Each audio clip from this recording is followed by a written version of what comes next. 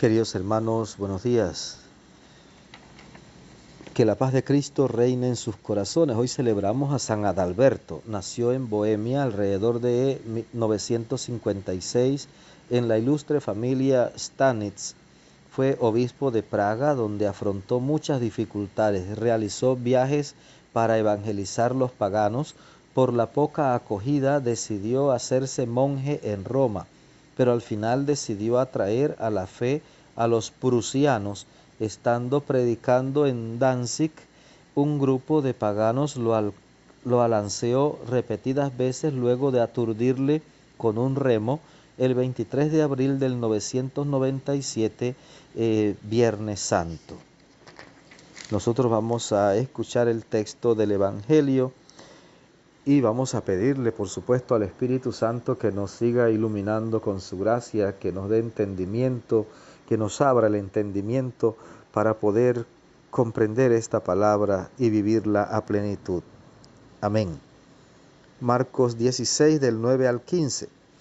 Habiendo resucitado al amanecer del primer día de la semana, Jesús se apareció primero a María Magdalena, de la que había arrojado 7 demonios.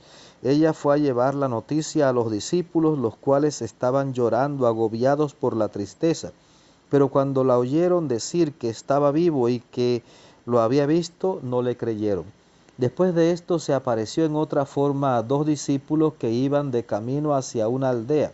También ellos fueron a anunciarlo a los demás, pero tampoco a ellos les creyeron. Por último se apareció Jesús a los 11 cuando estaban a la mesa y les echó en cara su incredulidad y dureza de corazón, porque no les habían creído a los que lo habían visto resucitado. Jesús les dijo entonces: vayan por todo el mundo y prediquen el Evangelio a toda criatura. Palabra del Señor. Gloria a ti, Señor Jesús. Queridos hermanos, este texto del Evangelio es una confesión de fe pascual. Fíjese que es considerado el final canónico del Evangelio de Marcos, como un añadido más bien a Marcos. Contiene un breve recuento de apariciones de Jesús resucitado, primero a María Magdalena, después a los 2 discípulos de Emaús, finalmente a los 11 cuando estaban a la mesa. Y Jesús les echó en cara su incredulidad. Esto es sumamente importante. Este texto breve de Marcos, fíjese, hace un recuento. Y cuando uno mira hacia atrás, desde la misma vigilia de Pascua, de ahí en adelante hemos escuchado continuamente los textos del mismo día de la resurrección. Jesús que se aparece a María Magdalena, que se aparece a los discípulos de Emaús, que se aparece a los discípulos y apóstoles reunidos a puertas cerradas, a las mujeres que se les hace el anuncio de que ha resucitado y cuando cuentan la noticia no les creen, y así.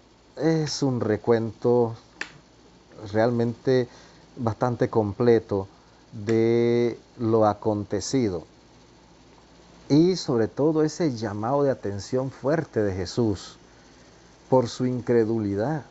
¿Cómo es posible que les cueste tanto creer que Jesús ha resucitado, que ha vencido a la muerte, que ha resucitado, si Él se los había anunciado tantas veces?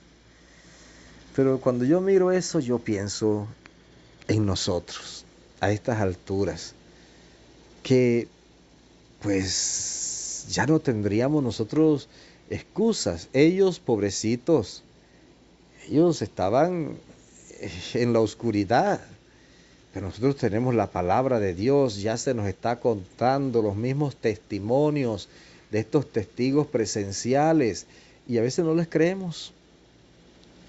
Ya conocemos cómo costó que la fe en la resurrección de Jesús se abriera paso. Los mismos discípulos, los apóstoles, les costó mucho creer, pero después se convirtieron de verdad y el resucitado trajo para ellos tanto poder, tanta fuerza, tanto coraje, tanta valentía, que sería suficiente para creer.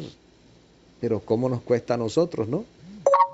Entonces no podemos de ninguna manera terminar como acusando a los discípulos y los apóstoles de incrédulos. ¿Cómo es posible que nada? No podemos acusarlos. Nosotros tenemos más culpa que ellos, porque nosotros tenemos la palabra de Dios, la Biblia, donde ellos mismos nos están contando su propia experiencia. Ellos mismos nos cuentan cómo les costó creer, pero que al final, contra las evidencias, no valen los argumentos. Los hechos en sí mismos fueron la gran predicación, el gran testimonio. Y creyeron realmente, creyeron y eso los transformó tanto. La resurrección del Señor los transformó tanto que fueron incluso a dar la vida por Cristo.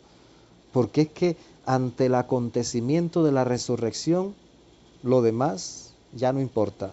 El Señor ha derrotado al pecado, ha derrotado a la muerte, ha resucitado y es su victoria. Todos nosotros participamos. Querido hermano, que el Señor, que es rico en misericordia, te bendiga abundantemente, que la Virgen Santísima te acompañe y que tengas un maravilloso día.